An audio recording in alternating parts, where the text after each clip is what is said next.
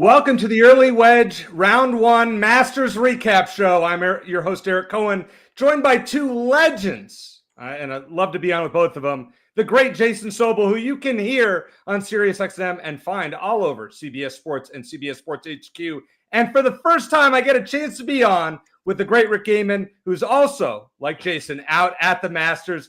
I'm so excited to be here, guys. Also, I'm excited to hit Justin Rose from our Tuesday show. Sobel 65-1, a no sweat first round leader. Is it going to last? Start with you, Sobel. Is it going to last?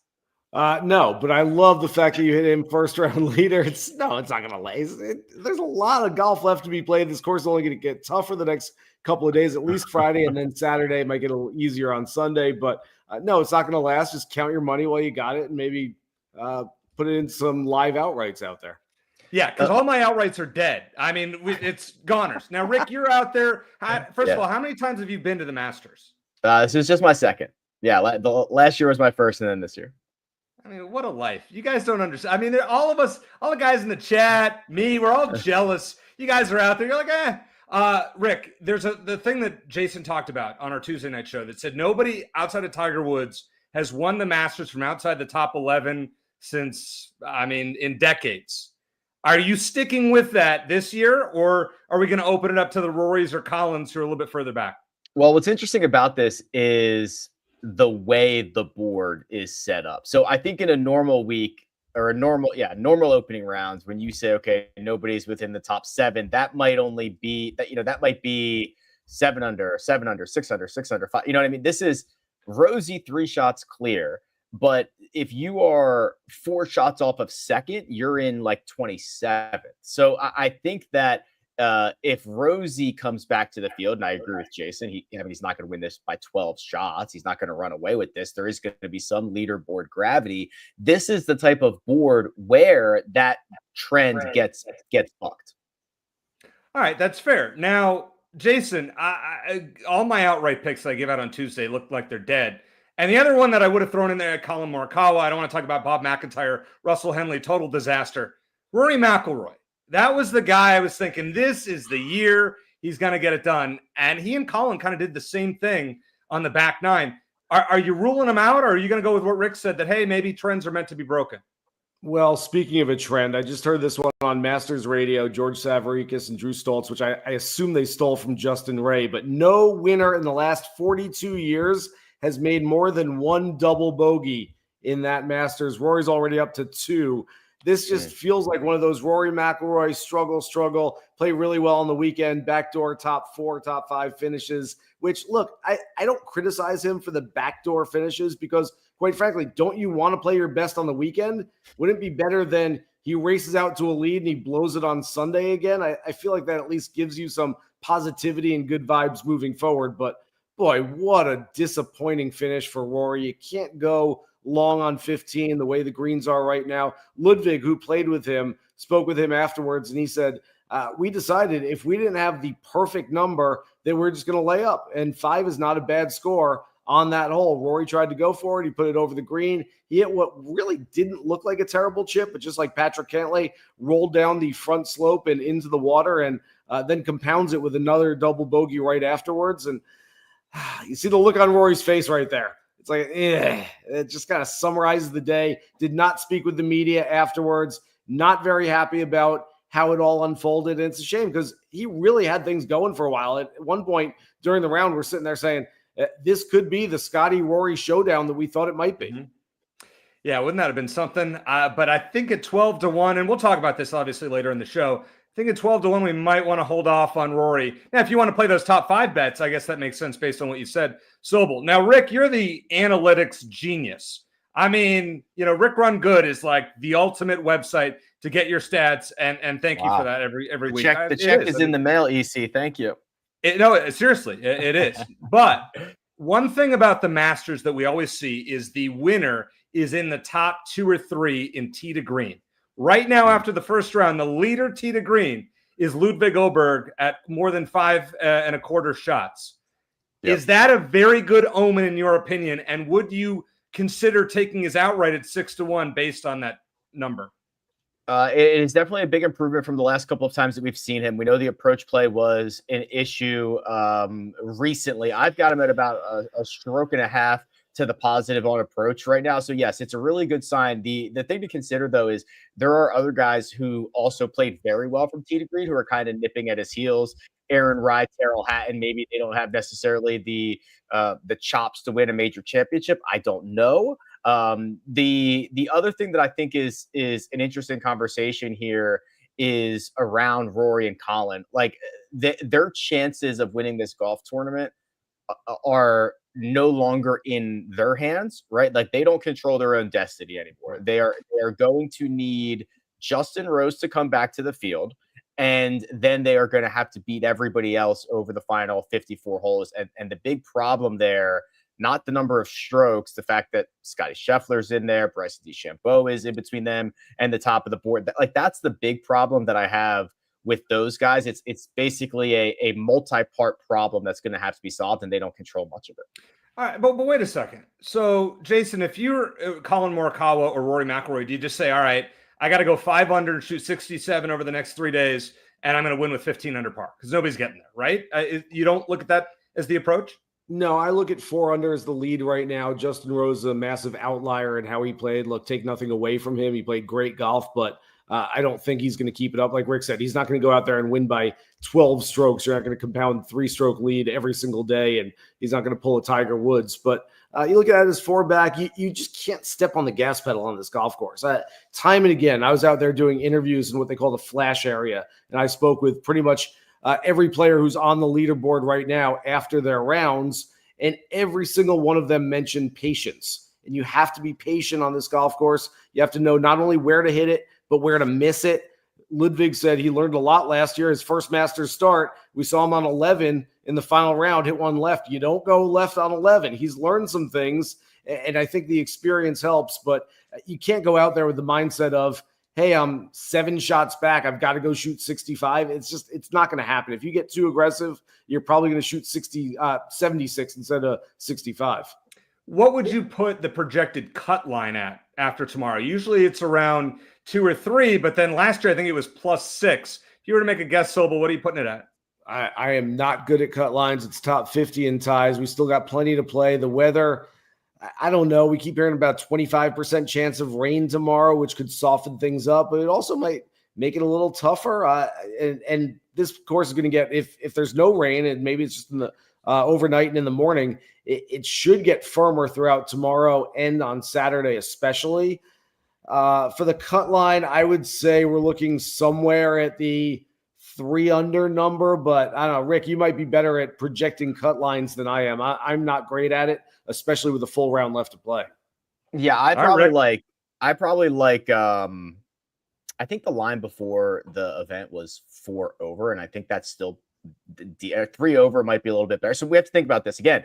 Justin Rose controls a lot of fate here. So it's top 50 in ties plus anybody within 10 shots. If Justin Rose comes back to the field and, for example, 5 under is the lead, that means the guys at 5 over are getting in. Right now, that's T81. Obviously, that's going to change. The weather expected overnight is a little bit of rain Thursday into Friday. That should soften the greens. The guys who went out late on Thursday are going to get probably better conditions in the second round. And also, the wind is supposed to pick up tomorrow afternoon. So we could get a pretty decent swap of waves here. So long story short, I like 3 over as the number.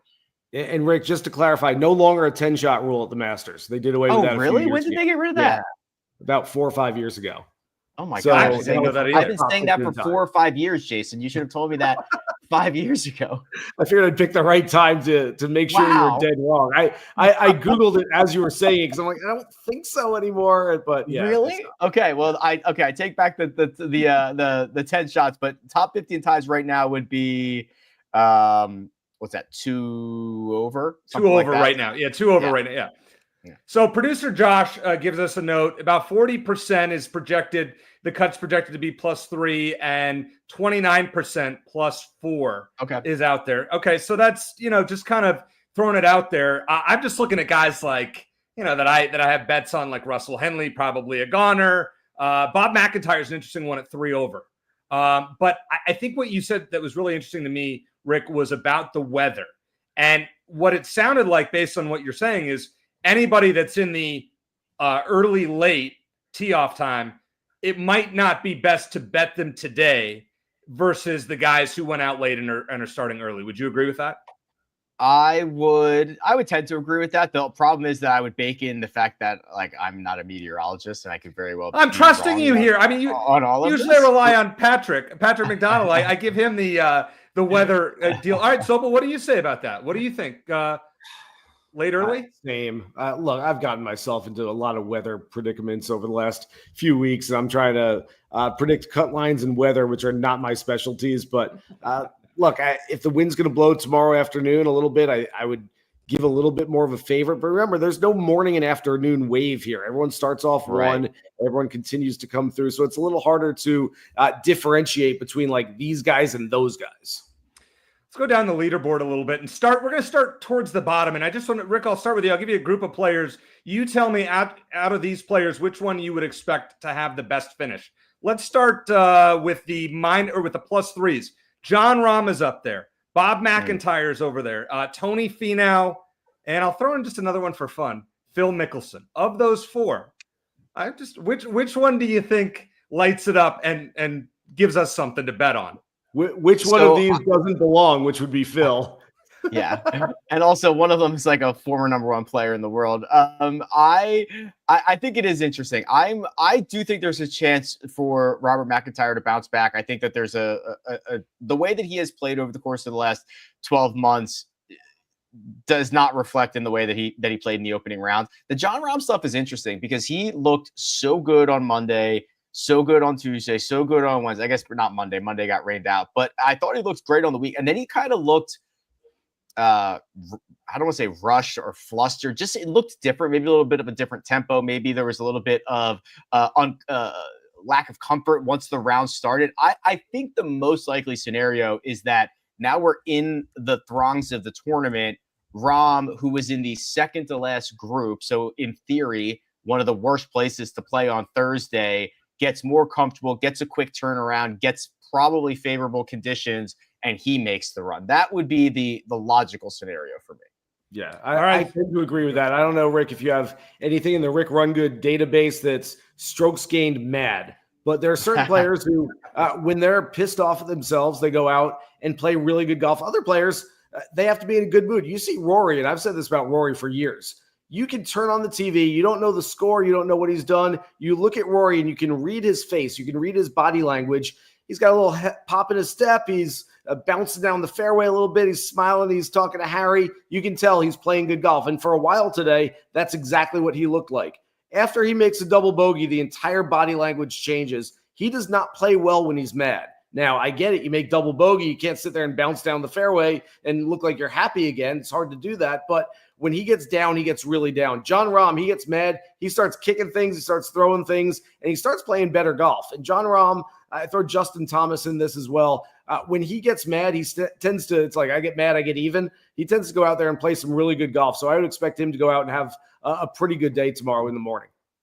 All right. That's a great strokes gained mad. If you take nothing else away from the show, remember that one. Rick, you might have to add that to the database. Coming up next. I'm working on it right now. I'm going to put Sobel on the hot seat with the plus twos after we hear from one of our sponsors. Baby, we are going to start a fire. From world-renowned clubs simply devastating to worldwide stars. Wrexham have done it. This incredible ride continues. The English Football League on CBS Sports Network and stream every match live on Paramount+. All right, Sobel, here you go. We're going to go to the plus twos. An interesting group here. Keegan Bradley, Will Zalatoris, Dustin Johnson, Patrick Cantlay, and I'll throw in one more for good fun, Brooks Koepka. Of those five that I named, which one would you put your money on this weekend? I mean, you've given me some big names there to choose from. There are probably about a dozen guys at +2 right now who shot 74.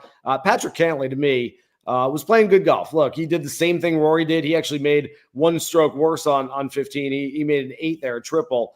Other than that, he played 17 holes and under par today. And so I think Patrick Cantlay, very much like Jon Rahm, is due for some regression to the mean. So I think Cantlay can have a good day tomorrow. Zalatoris is a guy that I would look at as well. I started looking at doing some, put in a few showdown lineups for tomorrow. I've got a little Cantlay. I've got some Zalatoris. So those are the two names out of that group.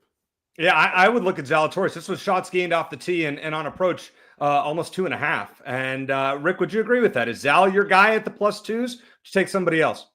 I think I agree with the Cantlay side of things here. The one thing that I would note about Brooks Koepka and because I was there, I'll try to tell you what I saw as opposed to what it says in the spreadsheet.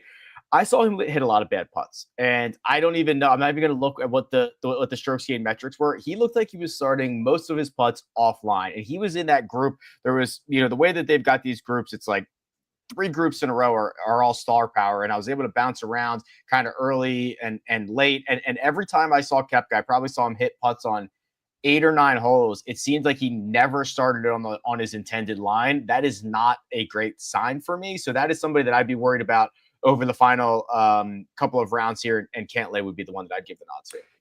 And the funny thing is, Brooks actually gained a little over. He was to the positive in strokes gained putting. Kind of the stats can be weird sometimes, but that's a great observation that a lot of us would not have seen. So we appreciate that. I want to try something different with you guys. I'm going to name a player. Just give me some thoughts on them. Jordan Spieth at +1. Jason. Horse for the course. Started out great, and then the back 9. Yeah, I don't even know what to say about Jordan's game right now. I think the wrist is still hurting him more than he's letting on. Early in the season, he was admitting that it wasn't 100%. In recent weeks, he said, yeah, it's getting better. I'm still not fully bought into the fact that he's 100% right now. And quite frankly, golf needs him. The PGA Tour needs him to start playing better. I was speaking with someone the other day who was talking about the valuation of the PGA Tour in relation to LIV and the Public Investment Fund of Saudi Arabia and how things fall out. And they said, really, there are 3 main assets for the PGA Tour. It's Scottie Scheffler, Rory McIlroy, and Jordan Spieth, allowing that Tiger Woods is not playing a full schedule, if playing at all, moving forward. That said, 2 of those guys are the 2 best players in the world. Jordan Spieth is markedly behind a whole lot of other players. I don't know what to think of Jordan, quite frankly, right now. And if you were to ask me what he's going to do tomorrow, what he's going to do for the next 3 majors, what he's going to do for the rest of the season, quite frankly, I'm befuddled. I don't know. I think Jordan's going to get it back, but it's a lot easier to get it back, guys, in my opinion, when you hit it 320. When you hit it 320 and you can find some fairways, all of a sudden, golf becomes a whole lot easier when you're trying to figure things out. When you're not that type of player and you don't have that kind of length, I think it's harder for Jordan. So I would compare him to his good friend, Justin Thomas, who he was struggling a few years ago. JT hits it a really long way. I think it's easier for a guy who's a longer hitter to come back from being in a slump than it is for a guy who relies on his short game and putting. It's a great tip. Rick, Xander Schauffele's +225 to finish in the top 10 with ties. Should I put my $100 on it, or should I save my money and put it elsewhere? I thought he had some good resolve late in the round. I don't know what the top end was, but I thought I saw that he got to 3 over at one point, and he was able to grind it back down to, I believe he finished at 1 over. Is that right? Correct. Yeah. So he had a putt on 18. All 3 of those guys, it was Hovland, Xander, and Adam Scott all hit darts on 18. Viktor made his putt.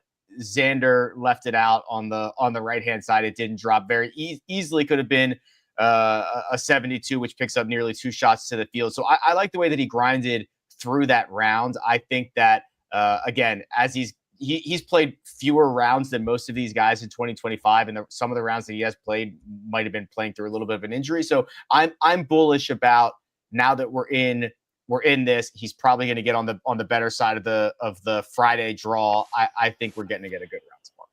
Fair enough. All right, Sobel, let's go to the top of the leaderboard. We're close. Tyrrell or -3. He was up there for most of the day, but we always know with Tyrrell that temper, is going to get the best of him at some point. Your thoughts?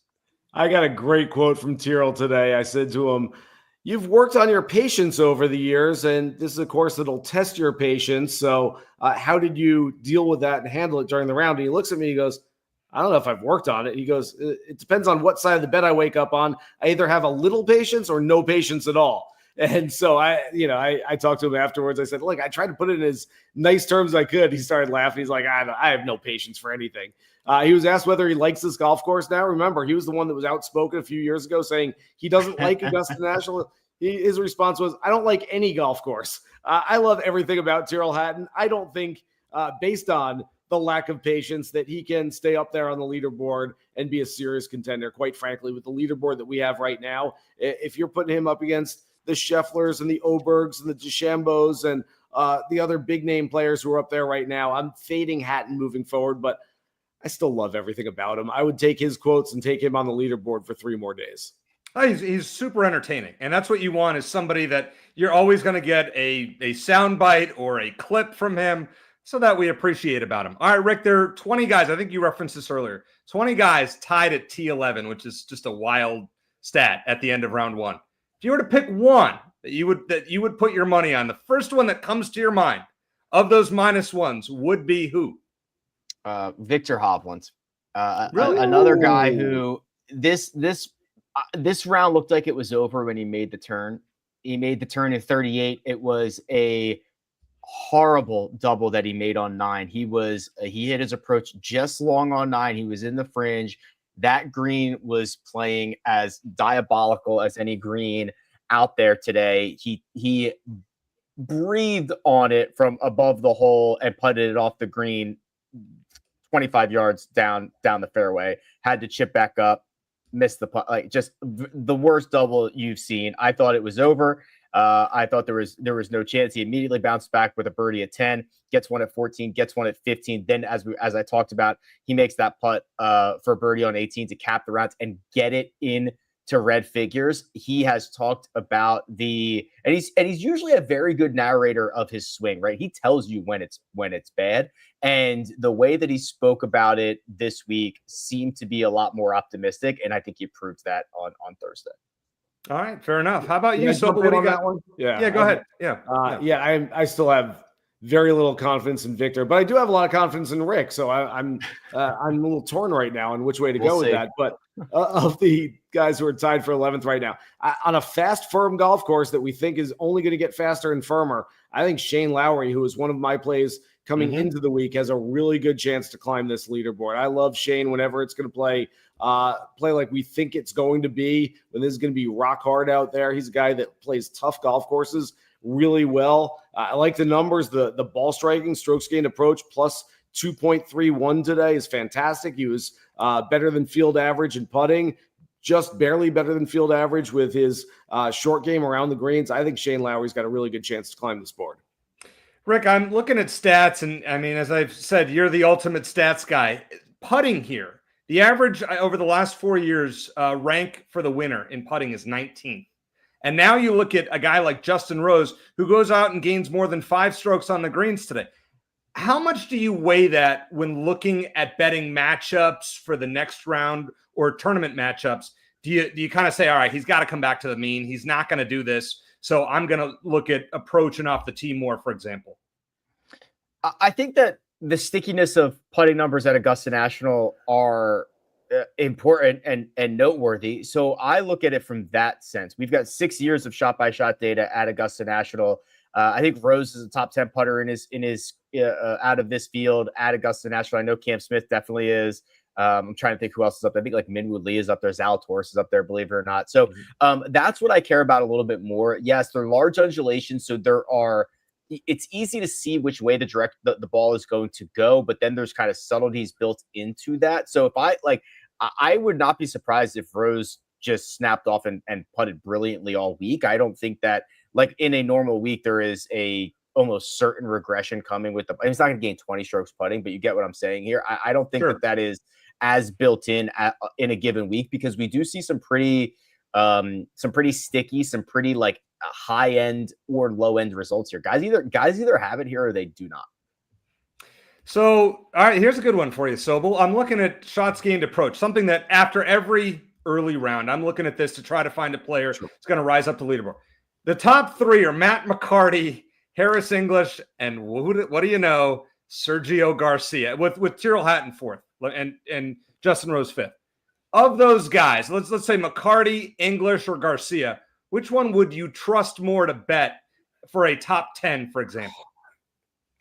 It's probably Harris English, but he's also 20 spots higher on the board, and he's 2 strokes better than Sergio right now. If you're looking for the better number, I don't mind Sergio. I'd like to keep him out of the red and yellow outfits because he looks ridiculous, dressing up like a Fireballs mascot at Augusta National. That said, I didn't get a chance to speak with Sergio. I honestly didn't get a chance to watch much of his round because I was out in the interview area the entire afternoon. But if his mindset is okay, I like Sergio coming into this one. I think he can play well. I will say that I spoke with Fred Couples for a while. Freddie played with Harris English, and he was so complimentary of Harris English's games that he played great golf today, and he was really impressed by him. So I think English can keep it going. Doesn't have a great record on this golf course, but certainly a very good ball striker.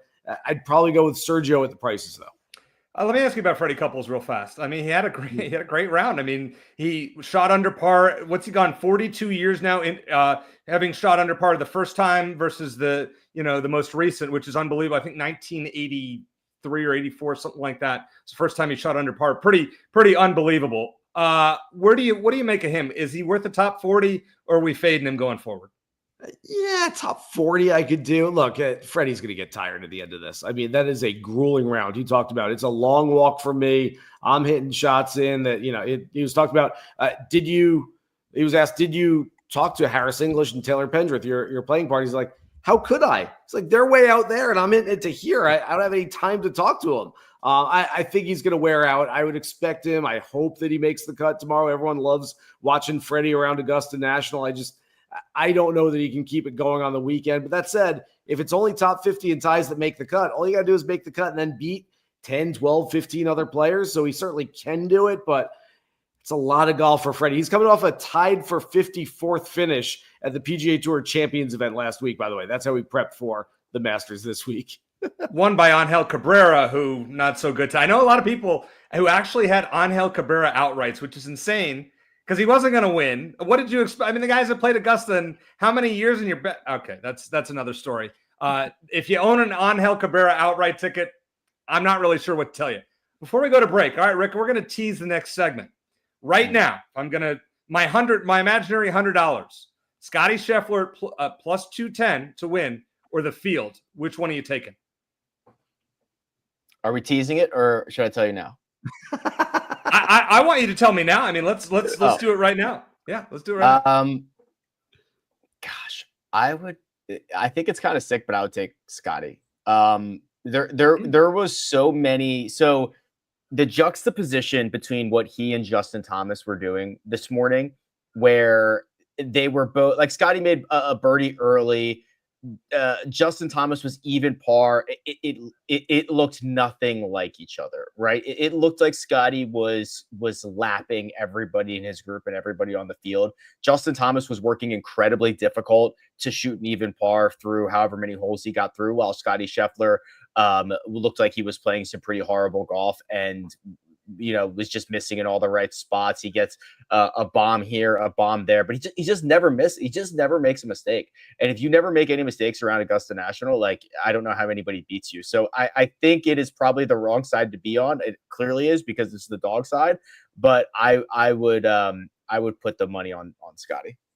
All right, Sobel, before we get to our best bets or players to bet, you're sticking with your Scottie that you made the other day, right? Yeah, look, I switched from Ludwig Åberg that I was planning to have as my favorite outright coming into the week. On Sunday coming in, I just said, look, he missed 2 cuts in a row. He didn't play great at the Valero, missed the cut there. And so I switched to Scottie Scheffler, which was I call it the Occam's razor play. The simplest explanation is the most correct explanation. I actually, here's a name drop for you. I ran into Jay Monahan, PGA Tour commissioner, last night, and Jay said, all right, you're the betting guy. Who do you got this week? And I said, well, Jay, I'm an expert. I've done all the research and I've studied.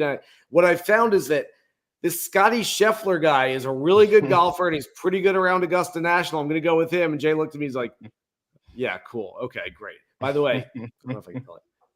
Jay made a pick too. His pick's way further down the leaderboard. I don't know if I can give out who he picked, but way further down the board. Way further down. Okay, good to know.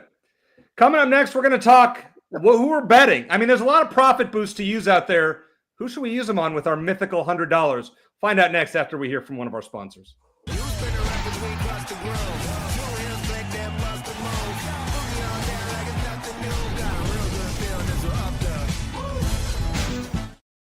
We're already a half an hour into the show, and I haven't reminded you, please like this video. And if you aren't following the SportsLine YouTube page, please do so right now. Better late than never. All right, let's get to it. Got all this money out there. I need to start from scratch. I surprisingly have not made any parlays yet before doing this show. Rick, what's the first player that I need to bet outside of Scottie Scheffler? If I'm playing the without market, who am I playing without Scottie Scheffler?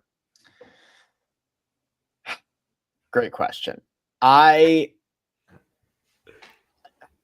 think there's something very kind of sneaky about Corey Connors. He's like 18-1, but I'm not going to go there. I like what you said earlier, EC. The through line between Ludwig Oberg's tee to green play, his ridiculous upside, his demeanor, his run here last year, it's hard to believe this is his 5th major championship. That is just jarring to me every time I remember that fact. I think that he is positioned in a spot where he doesn't have to suck up a lot of the energy. Scottie's going to do a lot of that. Justin Rose is going to do that. I really like the way this is setting up for him. So, Sobel, are you going to agree with Rick that maybe if we can find an exacta that is Scottie 1, Ludwig 2, you'd play that? Scottie 1, Ludwig, Bryson tied for second. How's that? Oh, really? So you hedge everything this week. But Bryson on this golf course historically starts off well and then doesn't do so well. Can we talk Bryson for a minute? I spoke with Bryson after the round. He's amazing. Most golfers show up just like the three of us would at a golf course. I've got my golf bag. Here's 14 clubs in it. Let's go play golf. Bryson has a buddy of his walking around with a backpack filled with more than a dozen driver heads. Someone asked him after the round, so you're going to stick with this one for tomorrow, right? He goes, oh, gosh, I have no idea. I'm going to test them tomorrow morning and see which one is working. What are you talking about? If you told me that any other player in the world was testing driver heads before the second round of the Masters, I'd go, they have no chance. They have no idea what's going on. Bryson, no big deal. I'm just going to test driver heads tomorrow and see which one I like the best. That's Do you crazy. believe that? It crazy works for Bryson somehow. I sometimes I think he's rope-a-doping us, and he just there's no chance he's going to change driver heads tomorrow, but he's like, I don't know. Oh, shucks. I don't know. Well, I'll tell you what. I mean, Bryson at plus 650 with the odds right now. I know he's won 2 major championships. This course history. I mean, we saw him be the FRL 4 or 5 years ago, or probably longer than that, 6 years ago, something like that.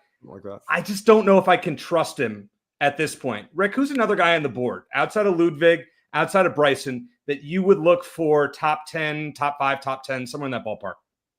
The Aaron Rye train moves on. I'm not sure that this, and I'm sure I said this before the week. I don't know if this is the greatest course in the world for Aaron Rye.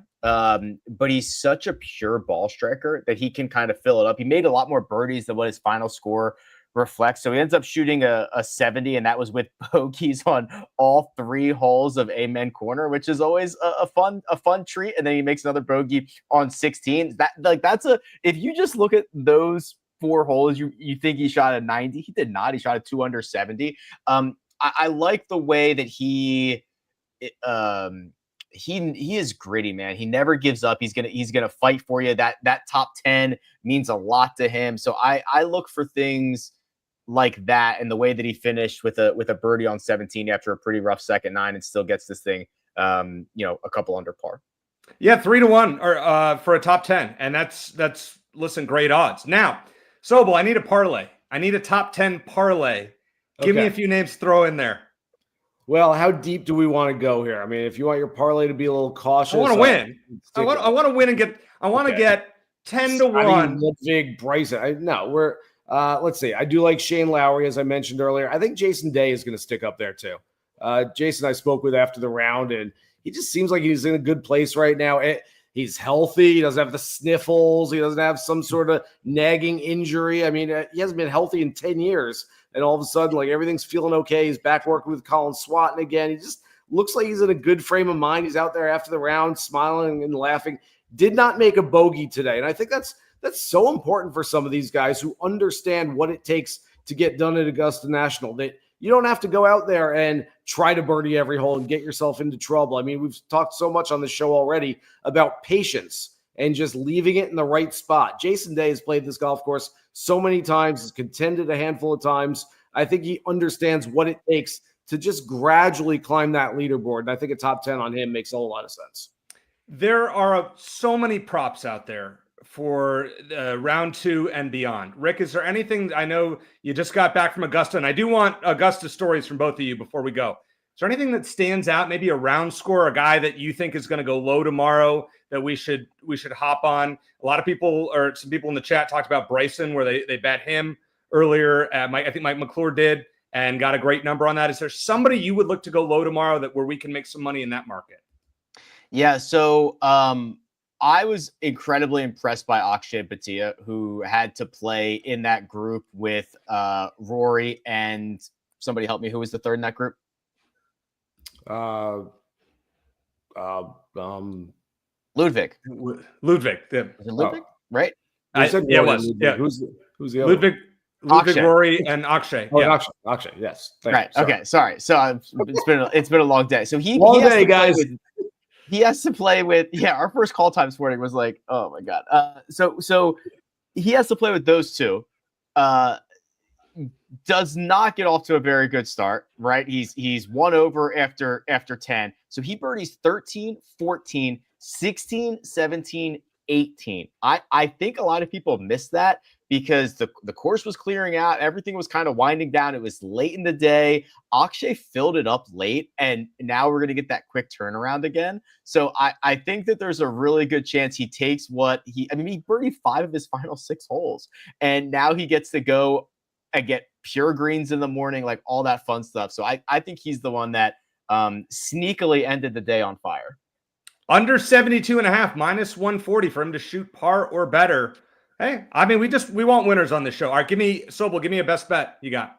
I'm looking at the bigger names who didn't quite score as well as they could have, and it's all names that we've mentioned so far here on the show. A couple guys go out early in the morning. John Rahm, Patrick Cantlay, and I'll throw Xander Schauffele in there as well. Like, look, they didn't play great, but again, Xander's 1 over. He's shown over the last couple of starts, like, it's kind of taken him a little while to get going. And once he starts to get going, he can get it going in a hurry at a major championship. So I think Xander makes a lot of sense. Cantlay, again, really the one bad chip from behind 15, which we saw Rory, of course, mimic just a little while later, but he makes an 8 on 15. He was 1 under on everything else. And then John Rahm, he's going to be so mad that he goes out there, and it's either going to be a birdie barrage or watch out for those tee markers because he's going to take some frustrations out on them.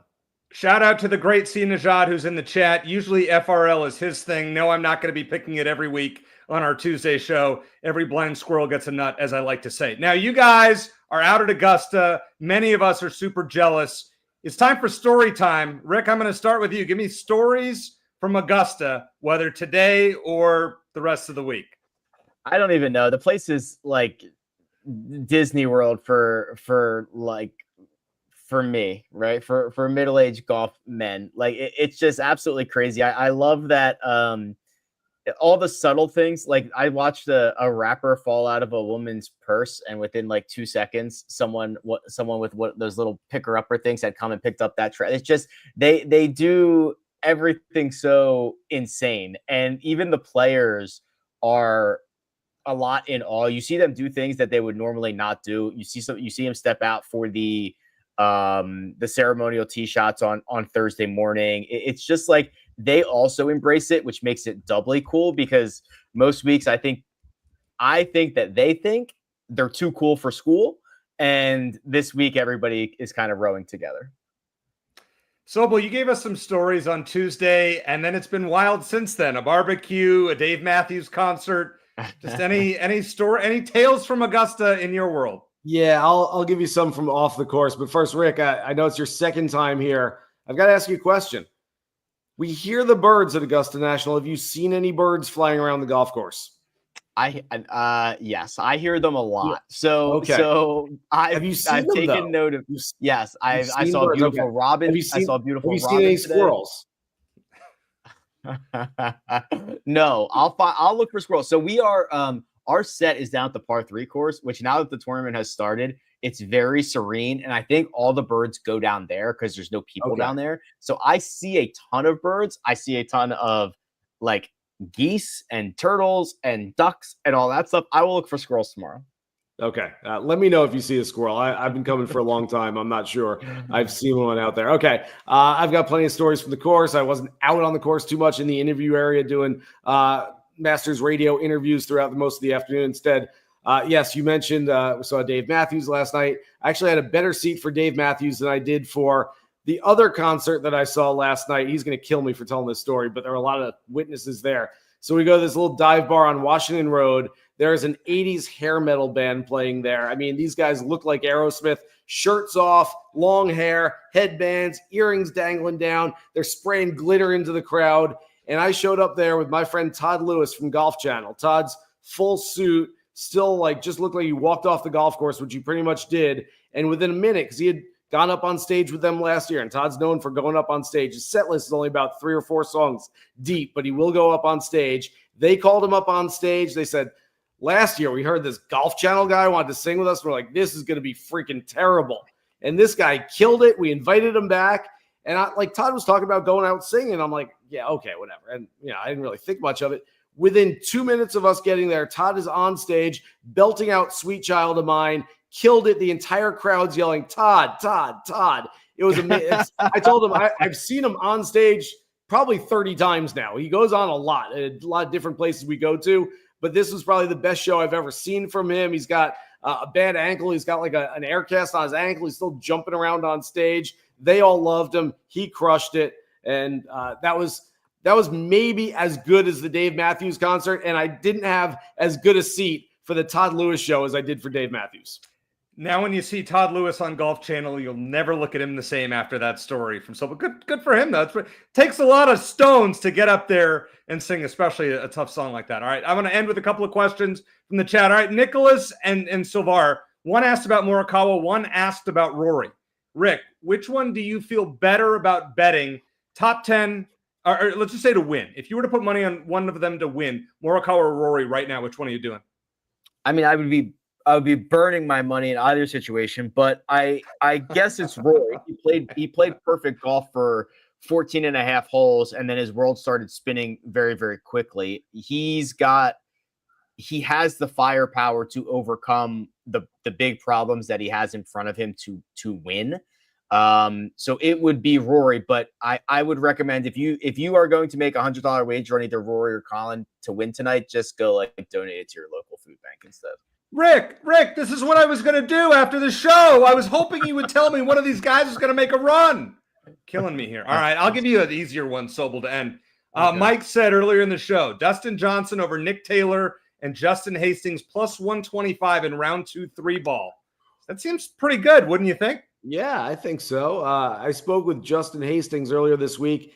He's got kind of this glazed over, just happy to be here look on his face. He's from the Cayman Islands. They have exactly one 18-hole golf course, and they've had 2 players in the Masters in the last 4 years, which is pretty damn cool.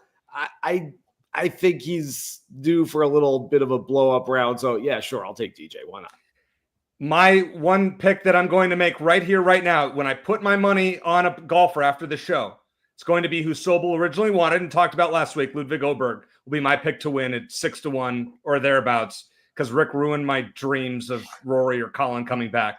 Guys, it has been a blast. Thanks to all in the chat. Great questions and a lot of great feedback here. I hope you guys have a blast at Augusta. Check them out on CBS Sports HQ. And don't forget, once again, hit the like button. Subscribe to the SportsLine YouTube channel. For Rick Gehman and Jason Sobel, I am Eric Cohen. As I always like to say, let's hit it big. Good luck.